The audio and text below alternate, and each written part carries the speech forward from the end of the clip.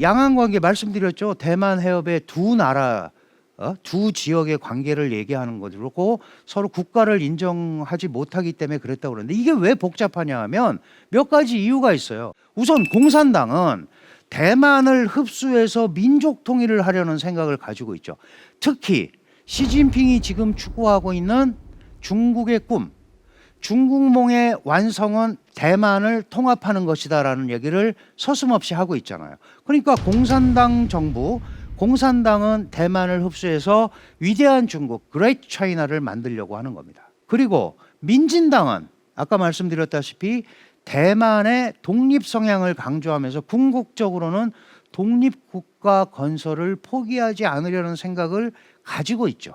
국민당은 옛날하고는 달라졌지만 안정적인 양안 관계를 가지고 중국과 잘 지내면서 국제사회에서 생존 공간을 만들자 하는 게 국민당 정부의 입장이에요.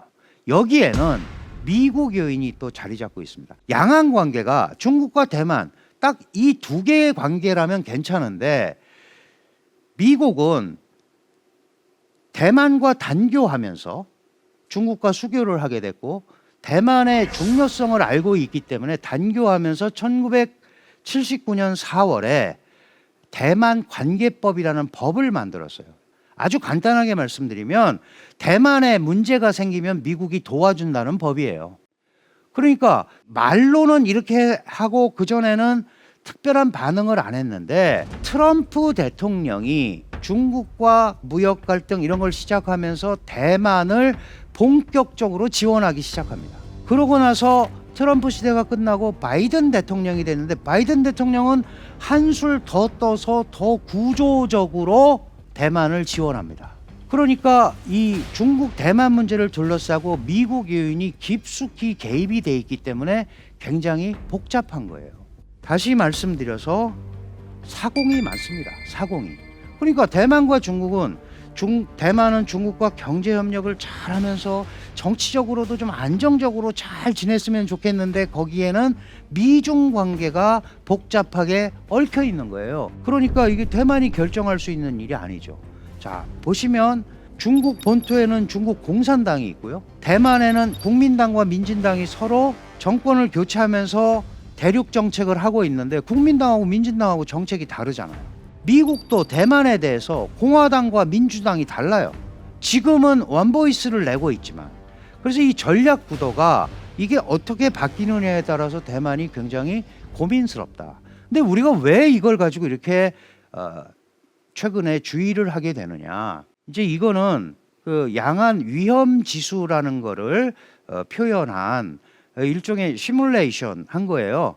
보시면은 옛날에 장개석 총통 시절에 굉장히 안 좋았죠. 그러다가 막 떨어져 갖고 1까지 떨어진 적도 있어요. 그런데 지금 현재 차잉원 이 시기에 최고도로 왔다. 다시 말해서 양안이 무력 충돌의 위기가 있다. 양안 무력 충돌의 개념은 기본적으로는 뭐예요?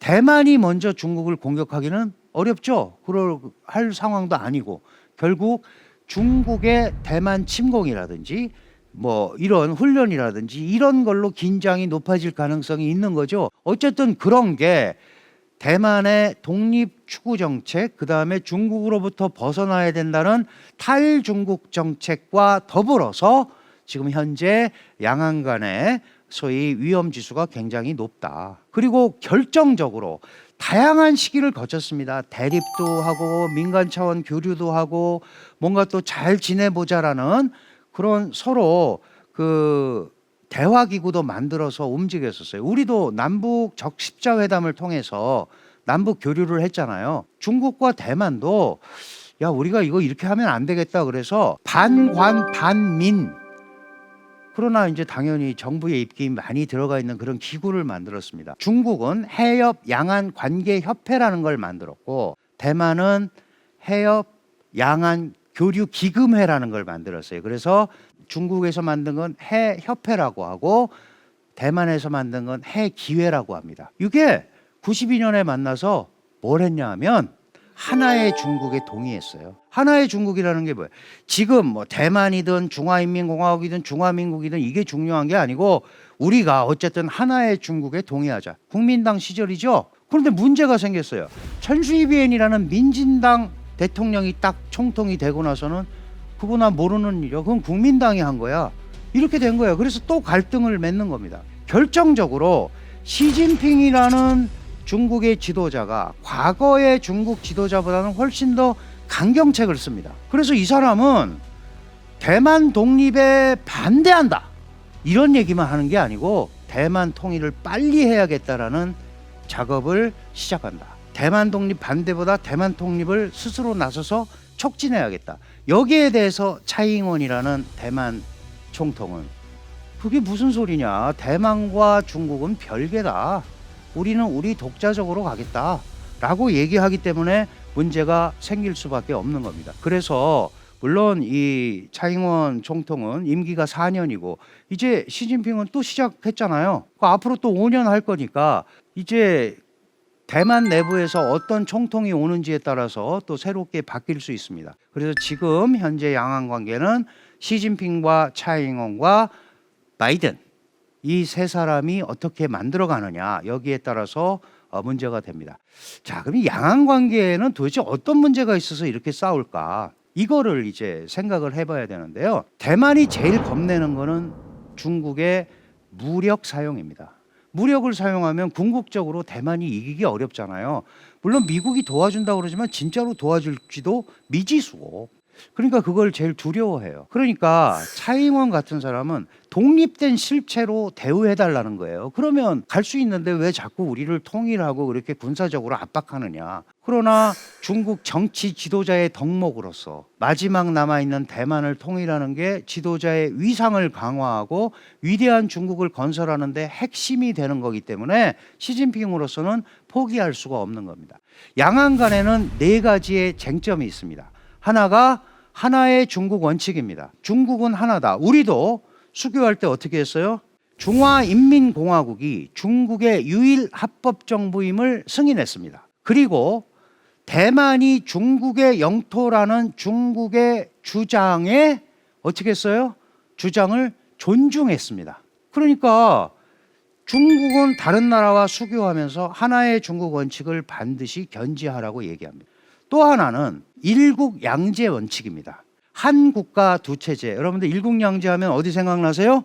홍콩 생각나죠? 1997년에 홍콩이 중국에 반환되면서 홍콩 기본법이라는 법을 당시 이 홍콩을 지배했던 영국과 중국이 만듭니다. 그래서 홍콩은 중화인민공화국 하에 자신들의 자유민주 시장경제 체제를 50년간 쓸 수 있다. 그래서 그게 한 국가 두 체제.